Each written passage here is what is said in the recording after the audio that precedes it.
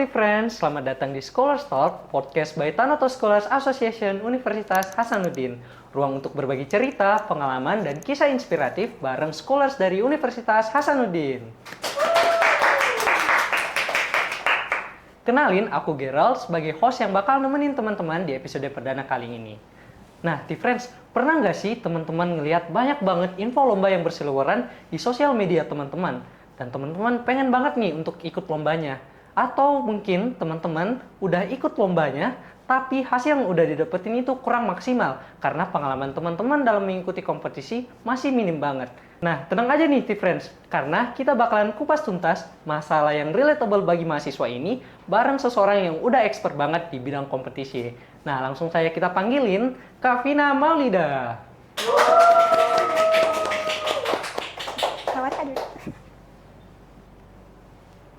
Halo Kak Vina, gimana nih kabarnya hari ini? Alhamdulillah baik. Kak Giral gimana nih kabarnya? Pastinya baik banget, karena kita berdua ini bakalan sharing banyak banget ke teman-teman T-Friends. Jadi T-Friends juga harus merhatiin banget dari awal sampai akhir podcast ini. Nah Kak Vina, tentunya T-Friends yang di rumah ini ada banyak banget pertanyaan yang ingin disampaikan ke Kak Vina dan bakalan aku wakilin di episode kali ini. Nah, mungkin bercerita tentang prestasi ya Kak Vina. Tentu semuanya kita sepakat kalau menjadi seseorang berprestasi itu bukan proses yang instan ya Kak Vina. Tentu ada struggle di baliknya dan lain sebagainya. Banget. Nah, aku pengen nanya nih Kak Vina, sebenarnya apa sih yang memotivasi Kak Vina untuk akhirnya punya goals untuk menjadi mahasiswa berprestasi? Apa sih yang menjadi starting point Kak Vina mau menorehkan prestasinya even di dunia perkuliahan? Oke, makasih Kak Gerald. Sebenarnya sederhana banget ya. Jadi aku tuh pengen keluar dari zona nyaman gitu istilahnya. Jadi pengen mengambil semua kesempatan-kesempatan yang ada. Nah, jadi kalau misalnya titik awal aku akhirnya mencoba untuk ikut lomba itu sebenarnya ngikut dari cutting. Nah, jadi waktu itu aku punya kakak tingkat di organisasi dan diajakin buat ikut lomba dan akhirnya aku merasa bahwa missed opportunities will haunt you more than failures. Jadi daripada aku mikirin kalau misalnya gagal gimana, kalau nggak berhasil gimana, aku lebih milih untuk ngambil kesempatan itu gitu. Jadi ketika akhirnya ada kesempatan yang datang, aku ngambil kesempatan tersebut. Jadi walaupun di awal-awal tuh belum menang dulu, masih banyak banget gagalnya, tapi dari situ aku belajar dan akhirnya bisa ngeraih berbagai juara di berbagai kompetisi. Wow, gitu. keren banget ya. Sebenarnya yang aku pengen highlight di sini ya teman-teman, dari perkataan Kak Vina itu sebenarnya kita berani mencoba. Karena sebenarnya kalau kita berani coba, kita dapat dua kesempatan, antara kita lanjut lagi atau kita gagal. Tapi kalau sama sekali kita nggak coba ya Kak Vina, yang dibilang tadi Kak Vina, kita bakalan cuma tahu satu jawaban yang pasti, yaitu gagal nih teman-teman. Jadi motivasi Kak Vina untuk akhirnya bisa menjadi mahasiswa berprestasi ini ternyata dimulai dari ikut lomba untuk berani aja ya teman-teman awalnya. Nah, selain dari itu sebenarnya kita tahu bersama kalau untuk menangin sebuah kompetisi atau bahkan menyandang gelar mahasiswa berprestasi ada banyak banget struggle dan kesulitan yang ada dihadapin sama Kak Vina. Nah, mungkin Kak Vina mau sharing sedikit gimana sih struggle yang dihadapin selama mengikuti berbagai macam perlombaan yang tentunya nggak mudah, atau bahkan ngatur jadwal untuk menjadi mahasiswa berprestasi. Gimana nih Kak Vina?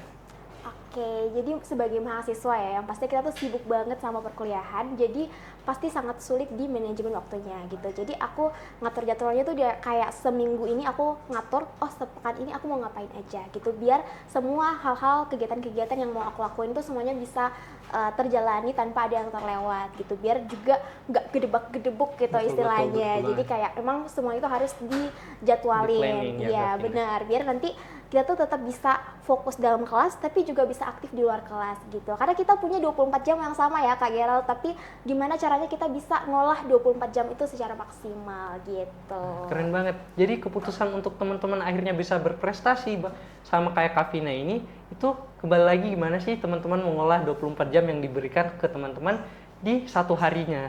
Nah, karena sebenarnya bahkan kompetisi ataupun lawan lomba dari Kak Vina, baik di kompetisi ataupun di Pilmapres ini sebenarnya ya sama, memiliki 24 jam sehari ya Kak Vina. Bener banget.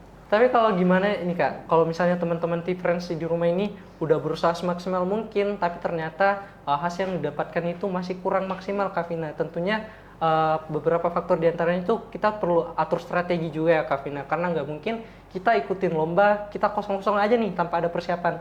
Kalau dari Kak Vina sendiri nih, ada nggak sih strategi yang diterapin dalam tiap mengikuti lomba atau tiap mengikuti seleksi kegiatan yang mungkin bisa diterapkan sama teman-teman di rumah?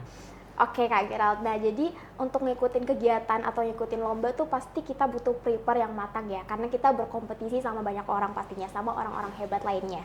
Nah biasanya selain ngatur jadwal tuh aku juga biasanya minta feedback sama orang lain. Nah misalnya kayak minta feedback sama cutting gitu, jadi kayak aku ngasih naskahku, terus mereka ngasih feedback dan akhirnya aku revisi lagi biar nanti aku bisa benar-benar memberikan yang terbaik gitu, bisa memberikan karya yang terbaik dan bisa bersaing sama mahasiswa lain kayak gitu.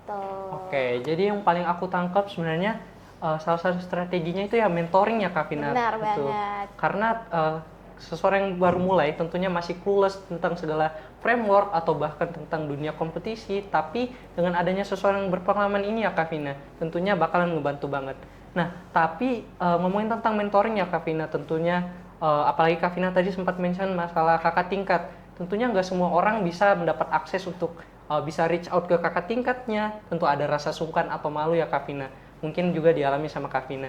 Nah, gimana sih caranya overcome dari struggle ini Kak Vina? Oke, jadi ini juga salah satu hal yang penting ya. Jadi kita tuh sebagai mahasiswa tuh nggak boleh jadi mahasiswa kupu-kupu doang, yaitu kuliah pulang, kuliah pulang. Nah, ada pentingnya juga jadi mahasiswa yang aktif berorganisasi.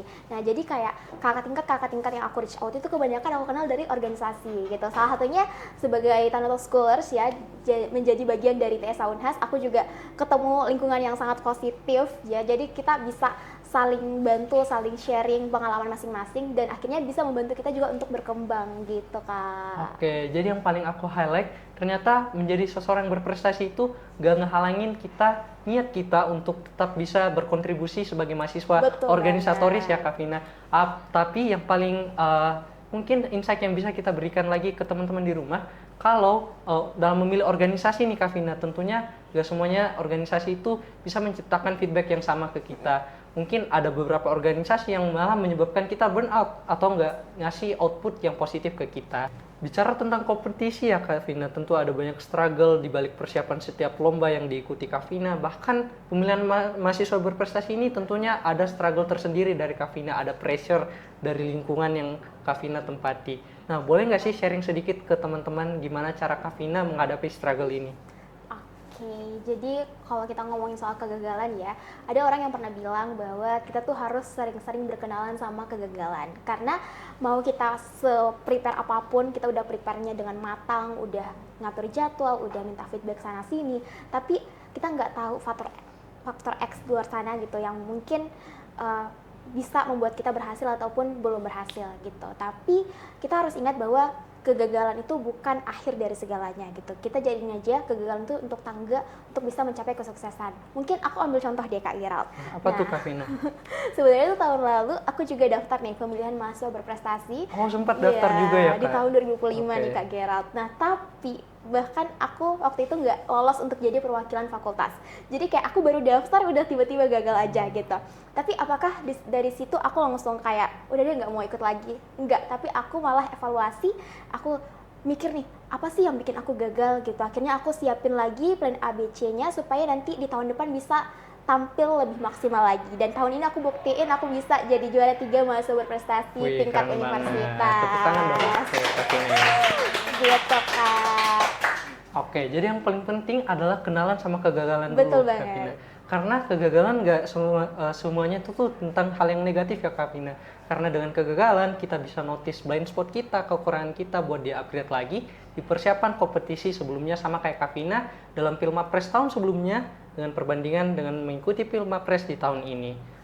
Oke, karena dari tadi kita udah sharing banyak banget mulai dari struggle ataupun gimana sih apa yang memotivasi Kak Vina hingga akhirnya mau menorehkan prestasi. Ada pertanyaan yang paling merangkum dari semua pembahasan kita tadi Kak. Sebenarnya apa sih yang paling utama atau yang paling diperlukan untuk seorang pemula Kak untuk menorehkan prestasi sebagai Kak Vina? Oke, jadi kunci dari semua hal ini tuh adalah keberanian gitu. Kalau kita nggak punya rasa berani untuk mulai, kita nggak akan pernah kemana-mana gitu. Betul kan Kak Gerald? Betul banget. Ya.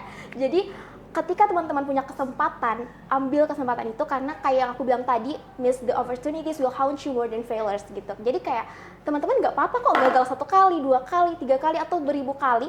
Tapi ketika teman-teman memutuskan untuk berhenti, di situ teman-teman benar-benar gagal gitu. Jadi ketika teman-teman gagal, nggak apa-apa kita coba lagi gitu. Karena kesempatan itu bakal selalu ada.